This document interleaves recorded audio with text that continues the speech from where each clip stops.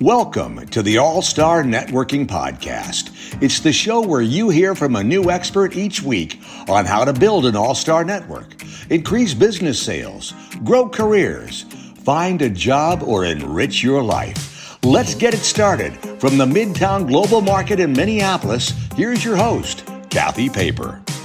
So excited today about the podcast. Thank you for being here today. We have two guests. Joining us today is Molly Rice and John Schwingler, and I'm going to have each of you kind of introduce yourself to our listeners, give them a hello, tell them what you do, and then we'll launch into some networking things as well as the fact that you two hadn't seen each other for 18 years. But John, why don't you give a start?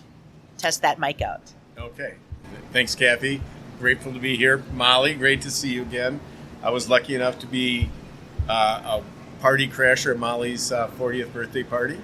And but again, Kathy and I go way back. And I am, as I say, I'm in the problem-solving business and also problem-identifying business. So long time term in wealth management and insurance, and morphed into a company that I have called Channel Advisors, where I help connect people together. Nice. Perfect. That's why you are an all-star networker. And I know you didn't realize you were coming on a podcast today to be a guest. So when the initial shock of that wears off, I know you're the perfect guest to be on this show. So, Molly? Thank you so much for having me, Kathy. I'm Molly Rice. I am CEO of Spyglass, which is a local boutique agency here based in Minneapolis. And we work with leaders of growth-oriented and B2B companies really all over the country who need to solve mission-critical branding challenges. I can talk more about that at some point. Excellent. If we need to. And you brought us party favors, which is I did bring awesome. you party favors, part of my networking. We'll take a picture of the toaster coasters. These are awesome. So thank you. Thank you for being here. And so as we've moved to the two-person format, I introduced you two last night, and boom, there was a little chemistry of like, hey, I know each other. Talk about how, when you meet somebody, do you do some research on connecting with them? Immediately. Always. So when you sent the email about who we were doing the podcast with, I looked up John on LinkedIn right away, which is for sure a go-to, I think, and for many business people. Right, because did I share his LinkedIn in there or no? I don't know think if you shared his LinkedIn. I think I was feeling lazy last night. Yeah. You just sent an email, so I looked him up right away. And holy cow, we had 66 people in common. Not just in common, but when I looked at the list, sometimes it's like, oh, you don't know a lot of them. They're, connections from wherever. And these were all 66 people that I know really well and some family members. So I was like, oh my God, John, this is great to reconnect. I was like thinking, how do I know John? And then, John, did you do research on Molly, or did you, I forget the email trade. I just remember being super excited, like you two know each other or have crossed paths. Well, so as I said, I met Molly at her birthday party that I crashed. And of course, she wouldn't remember it because there's a lot of people there in her party. And who's this, non-invited guest here? But the band that was playing, the lead guitar and singer, is a dear friend of mine.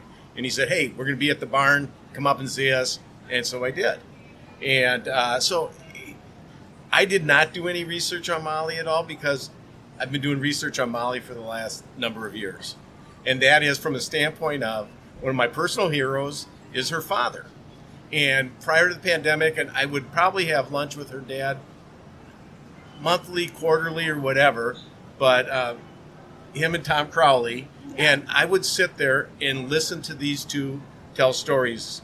And they have the greatest stories, and these guys are two dear best friends. And, through that, I hear about Molly.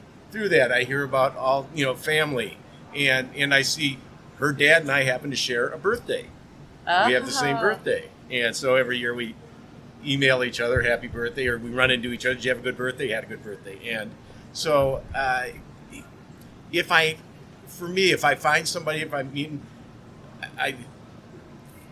for whatever reason, I might have these personal connections and those things. And, I was thinking of one of the questions you're going to ask us if I studied ahead, but was, what do you do on networking? I go, and I kind of think of one of those things for me is that am I a good networker? I don't think so. I happen to know a lot of people. I don't know if that's networking or not, but I go back to an unconscious competence of going back as a young kid in, junior high and high school, where I knew people all the different grades ahead of me, but I also knew their parents.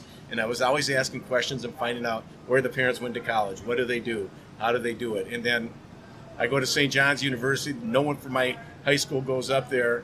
And I would say within a month, I'm president of their dorm. I know all these people and upperclassmen, and, I played football with some guys. And, it just kind of, has been that. And I think I take it from my interest in people. I mean, at the end of the day, I love people and I love their stories. And I'd love to hear more about Molly's story that I don't know about. Okay, but I got to say, John, what you just said, so, most people, we did a research study of 600 people, and 72% of people hate the word networking, cannot stand it. And you said it really well of, I know a lot of people. I know a lot of people. And you're curious about their story, and just that sort of calm, natural, intuitive way of building relationships. That's why, of course, did you text her father to say you're going to be on the show? I didn't. But we'll send him the link after, or oh, yeah. Shall we invite him we'll have Parents' Day? I was hoping to get him here, but he had a doctor's appointment, so he couldn't switch it last minute. I'm like, you should drive me down there and come to the show. Did you tell him? So you talked to him and said? I did. Yeah. I texted last night from the plane. I was flying back from San Diego late last night, and I'm like, I think you know this guy, John, and I'm doing a podcast with him tomorrow. What up? So they said he's amazing. He knows everybody. He's super fun. My dad said you're going to have the best time. So, I love that. Yeah. I love that. So, okay, I see I got so excited in your story. Did I forgot the question a little bit. Help me out, John. So one thing is you mentioned that people hate the word networking. One of the things, and I kind of come to this awakening in the last year or so, is that, as I said, I went to St. John's, and then I got injured, couldn't play football anymore. Not that I would have played, right? I mean, a lot of better players ahead of me. What position? Linebacker. Okay. But believe me, there's 100 players on the team, and I was 101st, right? But I did get to play some. I transferred to the U, and I played fraternity, and president of my pledge class of the fraternity. As I say, and I got 0 credits at the U. And my dad looked at the report card because I dropped all the cards. He said, "Son, did I pay for a tuition or cover charge?" And I said, "Dad, you paid a cover charge." He goes, "Let's change that." So I went back up to St. John's. But as I say now, that time at the U, I was networking before networking was a thing. So that's when I look back on that, and literally that's how I've explained my time at the U. I was networking because I was president of the fraternity pledge class. I hung out at the Phi Psi house. I had these friends here. I had these friends on the hockey team. I had these friends on the football team. I was all over everywhere. I had no time for school. Right. Let alone I go from an all-boys school to all of a sudden all the sororities. I'm like, boy, it was a whole different day for me. You love networking. You're right. Wait, did we tell this? We didn't tell the story, though, about the birthday party and the wedding. Like, there were a lot of intersections between you two. But what were you going to say, Molly? We'll get to that story of cousins and everything later. Well, I just think the word networking, maybe people just get too hung up on that, whether it's connections or relationship building or networking. I mean, as CEO of a small business, networking is very important because and purposeful networking. So there's networking, kind of personally, but also professionally. Oftentimes they intermix, which is fabulous when that happens. But it's a lot about, for me, it's about making those connections that are going to lead to opportunity for my clients, for the person who I'm networking with, for the company. So and we build, I guess I'll say networking, but it's part of sales goals. So how are we going to make the agency visible? How are we going to help our clients be more visible? How am I going to connect CEOs to other CEOs? So it benefits everybody. So we can all be better at what we do. We can all be more visible in the market. it's just, it's very symbiotic, very synergistic. No, this is great. Because I'm thinking that, again, I like to punctuate a few things because I don't think anybody that's working out on their treadmill listening to this is going to rewind. So what you said about networking is about opportunity, creating opportunities for people to make connections or for your CEOs to get to know each other, visibility, and, maybe talk a little bit about, as you built your network, how have you sort of stayed true to, you're both very outgoing, but you're very genuine. How have you kind of stayed true to your, sort of core? Because we know a lot of networkers where it's like, hey, how are you? Nice to meet you. Blah, blah, blah. I want to do business. And you walk away going, what just happened? Right? Go ahead, Molly. Well, you're right. I think John and I are both outgoing. I genuinely do like people. I think John genuinely likes people. I don't think you can't be a good networker if you don't like people, but probably it helps, right? Like, I genuinely care about you. I want to hear about you. I genuinely want to have a value exchange, right? Can I help you with something? Can you help me? I don't know, but let's explore that. I think being a good listener and being curious and asking questions. You have to authentically like to do that. And if you don't, maybe you do something else. Probably people aren't networking in the, making connections and building relationships if they're not really strong people. People. Do you know what I mean? I don't know. I do. Well, and I'm just thinking about this because we all have the same amount of time each day in certain places, and you said the value equation. Yeah. And I'll let you answer the question, but I got to ask a follow-up, John, is how do you decide where you're going to go? Well, as Spyglass, we have a strategic roadmap. So just getting kind of tactical about that, we have growth goals, we have business goals. And so if, it depends, we have to lean into our strengths. And so that's what we do, right? We'll look at where do we need to go? Where do we want to go? What types of leaders can we really help? Oftentimes our clients, the CEOs that we work with, they are our best source of, because we use those case studies, we use those referrals, we have dinners, we have events where we invite all of those people because they like to get together and share ideas. So, but it goes back to our vision as an organization. There's certain leaders that we can help. We can do, really help them meet their own business goals. And so who are those people? And we go after them and we look at who in our network, how can we help them, look at what they're doing, do our research. And we don't go after them just in a money grab, right? It's like, we can genuinely help these people. And if they don't think we can, that's okay. We move on. So we're really precise about who we go after.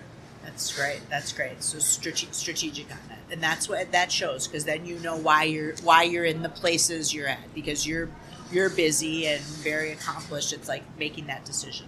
So okay, John, because you are very genuine, how do you stay? I've watched you in rooms, and you talk to pretty much 75% of the room always, but it never feels forced. How do you do that? Well, thank you for saying that. When I'm in those places and see that, I'm genuinely excited to see these people, right? So Molly said a key thing, so I should have gone first, so it would have been my idea, but not hers. But being authentic. At the end of the day, if it's not from my heart, if I'm acting from my head, I'm not authentic. If I'm from my heart, I'm authentic. And so being around those people, seeing those people, and being able to say hi and that. So it's that authentic part, and another word that you used, that curiosity. And I love that, just being curious. And my favorite, Brene Brown, always says, be curious, right? She's always saying, be curious. And I try to instill that in my kids. Be curious, we don't have to know the answers. We just have to keep on asking why. And for me, one of the core things that I love, and, Molly's, just words it so much better. You can tell she's a CEO and I'm the one who works for the CEO. But it is that, strategically, but also intentionally, in that value-driven, on that, where I kind of look at networking and relationships as when I sit down with somebody, it's like, what are your 3 points of pain? What are keeping you up at night? Mm-hmm. And see how I can help them, right? To identify what a problem is or what an issue is. As I kind of say, a gap identifier or a problem identifier, and then help to see where it can help direct them, who can come up with a solution for that. So I want to spend the time in the solution. We've got to identify what are those points of pain. Well, you do ask that question a lot of how can I be helpful to you? What is that pain point? And I would bet a lot of people don't get asked that question. And it's really nice to have somebody say to you, how can I help you? Or how could I be helpful to you? So it's a powerful question.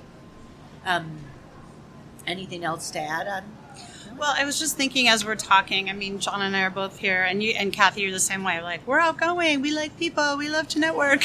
So it might sound like it comes easy to us, and it might come easier to us than some others. But I would say for leaders or people who maybe it's not comfortable for, to surround yourself with people, right? If you're a CEO, but you're not a really outgoing one, maybe, get a number 2 or get that right-hand person who is, can be that face of the company for you and be that outgoing and put themselves out there and not, who isn't afraid to do that. And also we have a advisory board at Spyglass, and I'm sure a lot of companies do it. So it's not a fiduciary one. It's just very advisory. But those people can really help you focus your efforts and really give you good tips about which events to go to, which associations, how to really spend your time, which people, and reach out to people that you can bring, you're asking something from them, make sure you can bring value back as well. So an advisory board can help you, or at least in my case, can help me think through that. That's great. And I would say even if you're not running a company, to have an advisory board can be really powerful. I know when I was laid off from Best Buy, I had read this book by Ann Ulrich on something about getting fired, and she said, start an advisory board.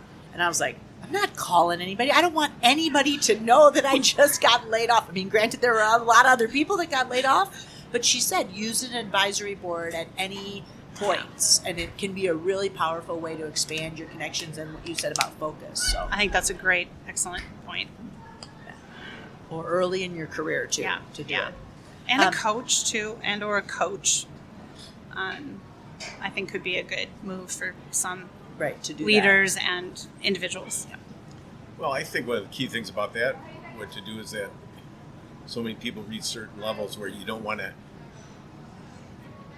reach out for help, right? Mm-hmm. And say, I need that advisory board, or that advisory board is going to be helpful because I got all the answers. I don't know what the questions are, but I got all the answers. So that, for me, the whole networking thing, if you call it on that, is that I feel ill-equipped in doing it, but I care about people, and I truly want to help them, but yet I fall short.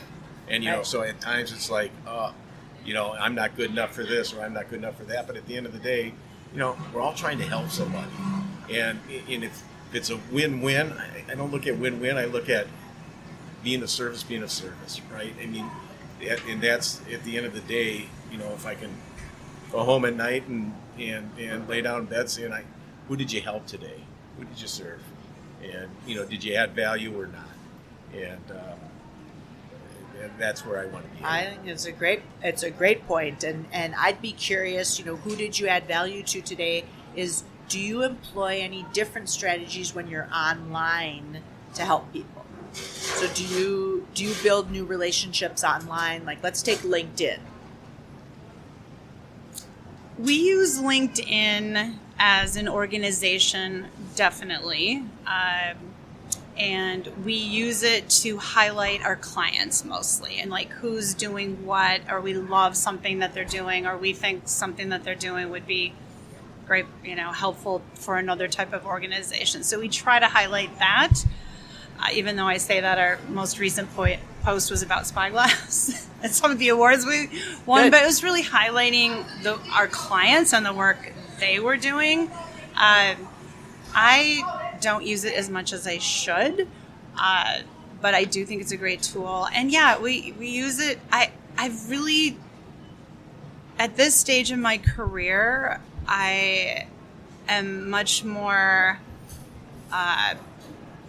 what's the word I'm looking for? I really only want to network or connect with people on LinkedIn where there is that value exchange, right? I do not have time anymore for people who just ask me for something. It's like, you can ask me for something if you're going to also say, hey, and if we, let's do this together, or, so if I reach out and ask for something or ask to connect, I always make it personal, even if I don't specifically know the person.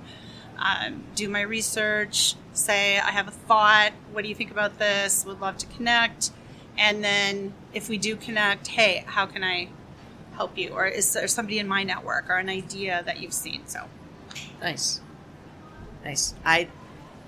Go ahead, because I think it's an interesting. What do you think about LinkedIn, John? Well, so I think LinkedIn's great. Do I use it? I have not updated my LinkedIn page. It still has me connected with an institution that I left 6 years ago. So I haven't put in my company that I incorporated a year ago, Channel Advisors.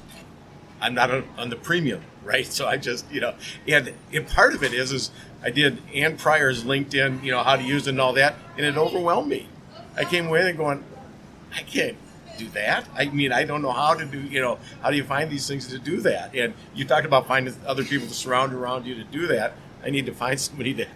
To me, it's all part of the what's your strategy, right? When you're networking, and if you're not a LinkedIn heavy user, that's okay, because your strategy is, as I said, when you go into a room, you're in the right room, you know all the people you want to talk to, like, you're phenomenal.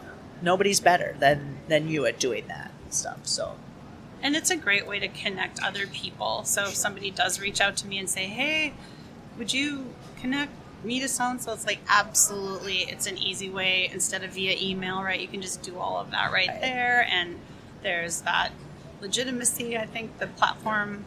Yes. I think it's a great tool. So, I just don't, don't do it. So I've got a whole tool bench at home that I use a hammer all the time. Every problem's a nail. So, right. It's. So I think, though, let's go back to you were at the her 40th birthday party, because your friend, the guitarist, who was in the band, said, hey, you should come meet us up here. And did you know the band? Yes. So you knew the band. Yeah, the band. I go back to third grade with some of the band members in high school, and I asked them if they would play at my 40th birthday party for me. Great. So this is the part why I like this story so much, is I think this is about relationships and getting to know people and doing things like that. And I sometimes think professionally, we think there have to be all these rules about it. And why not say, hey, I think you might like this event, or I think you might like doing the show. I honestly didn't think you two knew each other. But I was like, they would, in my mind, I was like, they might like each other. Or maybe we had to switch something. I don't remember. I was like, it all works out. So. Well, if I remember correctly, you said you didn't know Molly at all, or you guys had met once before, right? So it wasn't like you had this and you going, no. Schwingler Rice. Yeah, that makes perfect sense, right? No. It was like, yeah, we're here. I feel like I know Kathy. I know. Right. Well, I would. So here's what I know is, one is I know because of LinkedIn, and I knew you were going to be on the show when we met. I thought, she'd be great on the show, articulate. The things we do so naturally, you don't even notice. You don't realize it's a strength. And your superpower is connecting other people and being active right in that moment, and setting the stage so that if you asked somebody their 3 pain points and then they told you, you'd be like, I know somebody that you should talk to solve that. I know this place. There are not many people that can do that in a trustworthy, incredible way. I think networking can help with sales. In our business in particular, and probably many small businesses, at least, we're more of a service agency. We're a consulting, creative agency, so we fall in that service category. Networking can help us with our sales, but we have very specific goals. And to help us reach those goals, okay, what do we need to do? We need to be visible in certain areas. We need to join certain associations. So for example, yes, Spyglass as a creative agency belongs to MIMA, Women in Digital, and AdFed, and AMA, the Minnesota chapter of AMA, but we also belong to Medical Alley because a lot of our clients, we can help growth-oriented companies in medical manufacturing, for example. So we, depending on who we're going after, we'll join those associations and then we'll contribute. We don't just go trolling for clients, right, because no one would come to us. But if we can bring value to those associations or events, bring people together, connect people on LinkedIn in a meaningful way. So we have to be really precise with our goals, who we're going after, who we can help, and then networking, volunteering, participating can help us get there. No, this is great. My hunch would be you just talking about a value equation is when to ask. And then in the relationship, and then when the relationship is there, then you become personal friends with people, or your personal friends refer business because they know how capable you are, because you can't have both sales and networking if you don't deliver. 100%. And we do end up becoming close friends and confidants with our clients over time. And selling is a hard word for us. I mean, I don't think of myself as a salesperson, even though I guess technically, somebody would point to me as the CEO of the small business. I am the salesperson a lot of the time, but I'm really trying to connect with leaders who they need me and they need what Spyglass has, because we've been around for 22 years. We have a track record. We're at the top of our game. We have a nice referral network. We've done a good job building over the last 22 years and maintaining relationships, maintaining networks, connections. And so if I have to sell somebody a leader, then it's not going to work, right? I mean, there has to be a situation where the leader is thinking, okay, I don't know exactly how to articulate what I need help with, but I know it's, I'm going into a new market, and should I keep the name of my company? Do I keep the same product set? What do I call myself? What should I look like? Oh, I just merged with another business. Which identity do I keep? How do I go to market with a story? How do I position myself so it's clear what I bring to the market? So it's, when leaders start asking those questions, they hopefully know they can come to Spyglass. Right. Versus me going out and trying to convince them they need this. They have to come to them. They have to come to that themselves. When you were just starting your business, or the first 0 to 5 years, mm-hmm, who was helpful to you in expanding your network?